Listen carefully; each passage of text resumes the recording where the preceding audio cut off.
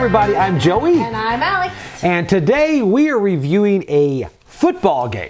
Who would have thought? I know, right? I know. Me, I am not a football fan, really, ever. The only time I watch football is the Super Bowl, and that's for the commercials. I'm that person. So. And by watch, she means she attends the party where people play games and eat while the game's going on. Yeah, pretty much. That's what I, Yeah, so pretty much, all right, so we are reviewing Blitz Bowl. Blitz Bowl. Yes, so this is kind of... the Ultimate Edition. Ultimate Edition. Yeah. Now, this is similar to Blood Bowl. It's a quicker, supposedly, version. I haven't played Blood Bowl. Okay. And you haven't either. No. And now football, it's like based on, I guess, loosely American football. Okay. Which did no huge difference in Australia. There's a huge difference. You guys have Aussie rules. And I love in Australia, they call it, when I was over there, they're like, hey, do you watch Gridiron?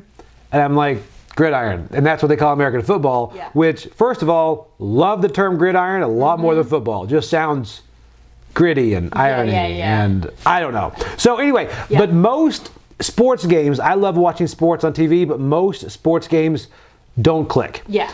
So when I got this, I was kind of on the fence. I've avoided Blood Bowl. Yeah. So I thought I'll try this. It's supposed to be quicker, 2 players. You can get into it easy. So before we get into what we thought of it, let's see how it's played. Okay, we are set up for a game of Blitz Bowl right now. Blitz Bowl Ultimate Edition. Here is the manual on how to play. And first off, the minis on these, you do have to kind of cut them out, and they are a push to fit. But the detail is very good. They feel really nice. See if it focuses right there. All right, so you get with 2 teams here. The Skaven team, and then you've got the humans right here. So humans and the Skaven. So pretty much this is a football game, as you can probably tell. Comes with little footballs right here. And then it comes with these die. You've got 2 die that are called Blitz die. You've got a couple of D6s. And then you've got some D8s. So the game is fairly simple. The way you win the game is over when either team gets ahead by 10 points.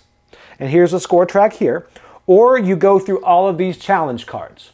All right, so you can get points by either getting in the opponent's end zone or scoring these challenge cards. For example, this challenge right here, it says move the ball. Claim this card if a player from your team made a throw or run action, and during that action a ball was moved 4 or more squares away from your team's end zone, and a player from your team still has possession of that ball. So if during your turn you do this, you achieve this, then you get 1 point.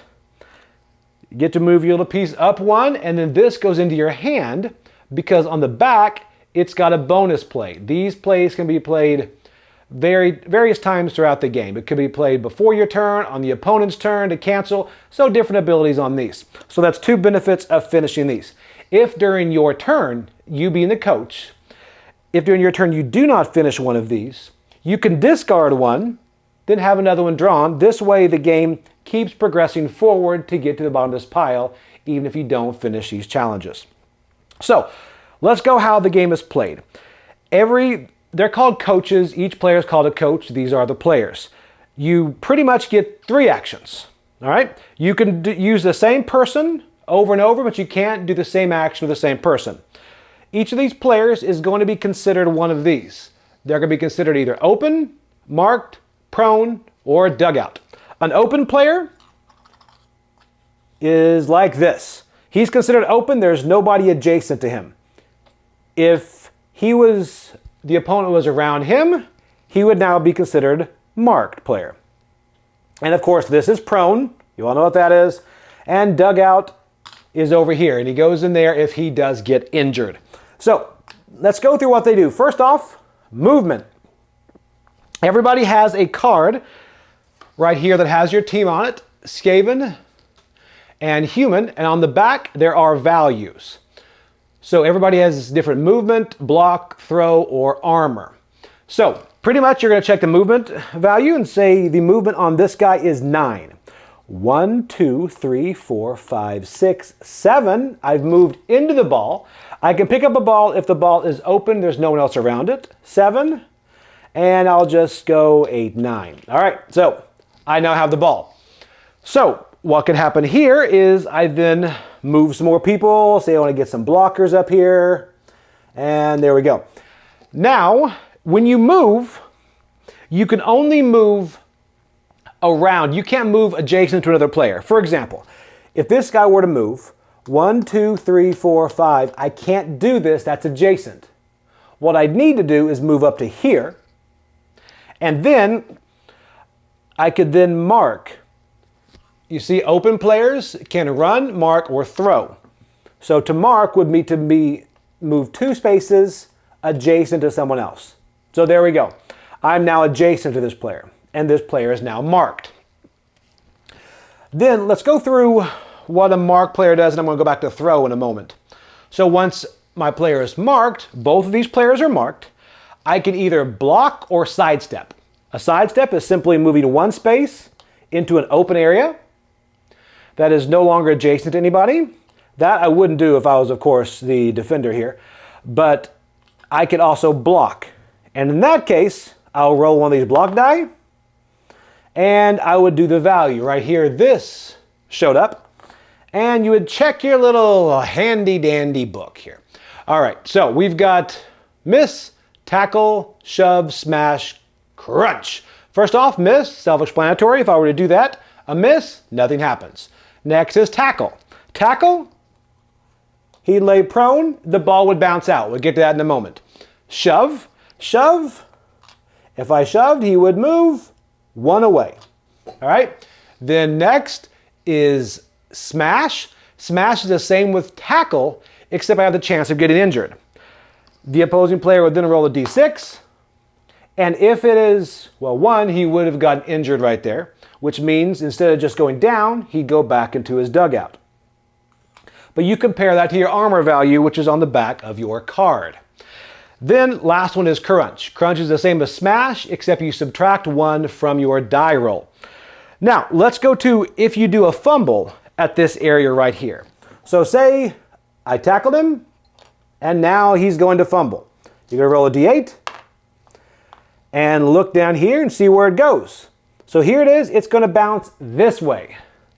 Right here. So this is a 2. So it bounces to me. Now I can't pick it up because I'm... Oh, actually here I could pick it up. But normally because he's considered open. If, say, this guy was here, I would not be open. Then it would then roll again. A 7. Go here. All right? So it keeps bouncing until it finds an open area. So that is block and sidestep. And now let's go into throw for a moment because everyone loves their throws. So say I've got the ball over here. I want to make a pass. There we go. You're going to measure this. That's a short throw. So I would then roll. That's a 6. I'd compare it to the back, what my throw value is. And a 6 would, of course, pass. Or it would actually succeed. So the ball would then move over here. Now, if it was a long throw, say I was throwing way back here, I would subtract 1 from the value. So still a 5 would succeed there. Now, if it was an incomplete pass, say I rolled a 3, it would hit here, and then you'd do the exact same thing. You'd roll and find out where it bounced to. So that would cause a fumble. All right, and then finally, if your player is prone, you can stand up. That's it. And if you have someone that is injured in here, then all they can do is come out. So everyone has 3 actions going forward, then 3 actions done here, trying to complete these challenges. If you do, you bring them back. The next person, 3 actions, next one, next one, next one. You keep going until someone is 10 ahead, or you go through all of these challenge cards. So pretty much those are not all the rules. There's a lot more rules to go into, but that is a quick overview of the game. And one thing that is nice is it does have these drill cards, and these will kind of go through what everything is. So when you're learning it, you can kind of go along with the cards, and it's a very simple way to learn the game. And lastly, these are the 2 teams it comes with, but there are more teams available. If you do like the game, there's a lot of teams. Wow, look at this. So all of these are available if you do like Blitz Bowl. But okay, so pretty much that is how you play Blitz Bowl. So let's send it back and see what we thought about it. Okay, so that is pretty much, in a nutshell, how you play Blitz Bowl. Can I say, so like I just said before, I know nothing about football, but I really enjoyed this game. I did not think I would enjoy this game. I had to be convinced to play this game. But this game was really fun. Yeah, I really, really enjoyed it. Surprisingly, I was surprised, because I like football. I like watching football. I didn't think I'd like this game. But first of all, when you played, she doesn't know a lot of the things about football as far as like running your blockers up there so your guy can cut around and all of that, the spacing and stuff. She didn't have for the first part of the game. No. But I could like talk it through and go, well, can I actually like run around and do this? And you're like, yes. And I was like, great. So then it was a really fun. This was a really fun game. I liked how you move your minis, however many spaces you need to according to their numbers. Right. You know, and then with I call them battles, but they're not battles. What would be a good tackle? A tackle. There we go. I'm like, I don't know, that thing that you do when you attack people. And you thought I was lying that she didn't know football. Surprise! Yes, it's true. I liked the dice rolling for that. That was fantastic. The battles. The battles. Okay. The battles. No, but yeah, and mini-wise, the minis on this were, I mean, they're great. Yeah. They are the push to fit. Yes. So, I mean, if that bothers you, you know, it's fine, but they go together and they stay together. And there's no glue or anything. Takes a little bit of time to get ready, but I like them. They look great. Yeah, the minis are great. Again, this game was a blast. Yes. There was something about it. You wouldn't think it has so much theme, and at first it doesn't. You're like back and forth. Yeah. But then when you have somebody break free and you see where you can take that angle down the sideline, cut over, and a pass is completed. I mean, it's like almost get up out of your seat. Like, this is, yes. I know, it is really fun. I really like that. I like how you can just run, but if you need to interact with someone, that's a separate move by itself. I like that too, because that way then, you know, if you do just want to run and avoid everybody, you could if you want to. But it does take the fun out of it, because the other player interaction is really great. It's really fun. And that's one of the things that frustrated me at first, is the fact that the run, you can't run if you go adjacent to someone. You can't do it. That's called marking. So and that right there was frustrating. I'm like, I just want to run in between people, but you can't. No. And later that theme happens because it is thematic in the fact that person would prohibit you from running. They'd grab you, they'd do whatever. And then the theme really gets in there whenever you do see that line where you're like, you know what, I can cut around and no one can be near me. And it's like everything on this was really well thought out as far as you can't just run. You've got to run and then do something else to pass. That was a great idea too. You can't just do 3 run actions a turn, you know, so you can't just be getting touchdowns every turn. Exactly. That was they designed this game really great. That was fantastic. They did, and it's one of those odd games that the more you play it, the longer the game goes, the more fun it is, the more chaotic. Because at first, you are all running from your end zone. But then towards the end, when you score a touchdown, the ball just shoots back up. The players are not reset. No. So you've got players all over the board. You've got some on their side, your side, everywhere. And then when that ball comes up, it's just chaos. You're like, my guys are not in position. I've got to run over there. It's like all of a sudden, they were all on the left side because that's where you're trying to focus on. And now the ball shoots back up. And then multi-ball. I mean, that's chaos when you have 3 balls going around out there too. It just. But good chaos, but chaos. Yeah. So it is insane. This is going to go from a game that I thought begrudgingly, I'll play it. Yeah. I'll see what it is. To it's going to be sitting next to Blitzkrieg. Oh yeah, yes, and it's good. One thing I was going to say too, I really like the challenge cards. You know, the extra pointing cards. How if you don't get one of those on your turn, you just take it off. So it does keep the game moving. Right. I like that too, because at first I was like, oh, this game is going to last forever. And then as soon as you told me about how we've got those cards, I was like, great, it's going to move quickly. And it does. That helps it. If you're not going to spend 4 hours playing this game. Yeah, it moves moves. I mean, it moves really quick. And if you don't pay attention to those challenge cards, you can focus on touchdowns and still lose. Yes. And those challenge cards are critical. And the fact that you get the points and they go into your hand for an extra ability that adds variation to the game. And also, it can vary depending on which cards you get in your hand, what you can do. Yeah. And there are only 2 teams included in here, Yes. but I know there's a lot more variation when you get more teams. Yeah. And it's funny, I went from not crazy about the game, now I want to get more teams. I know. I looked at like the elves. They looked really great too. Yeah, the undead. Anyway, so that is Blitz Bowl Ultimate Edition. What did you think about it? I really like this game. I'm going to give it a 7. Give it a 7. I'm going to give it a 7. Yeah. All right, I'll go a bit higher. I'll give it an 8. Yeah.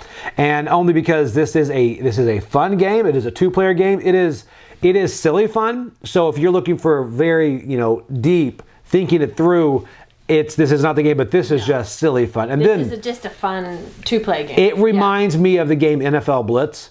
Okay. Where you just hit people so hard, and when you roll that crunch, you're like, I don't know, I think you'll be going back to the locker room, and sure enough, they are.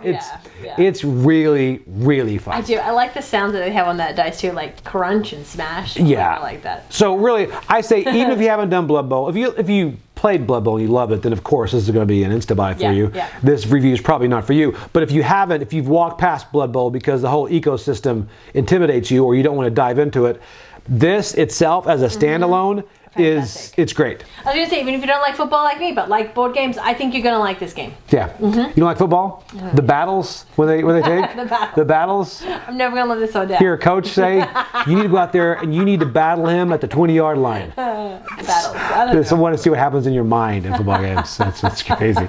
Okay, so all right, guys, that is Blitz Bowl Ultimate Edition. Here it is, one more time. There it is. Boom. Yeah, battle. All right, thanks, guys. Thanks. Bye. Bye.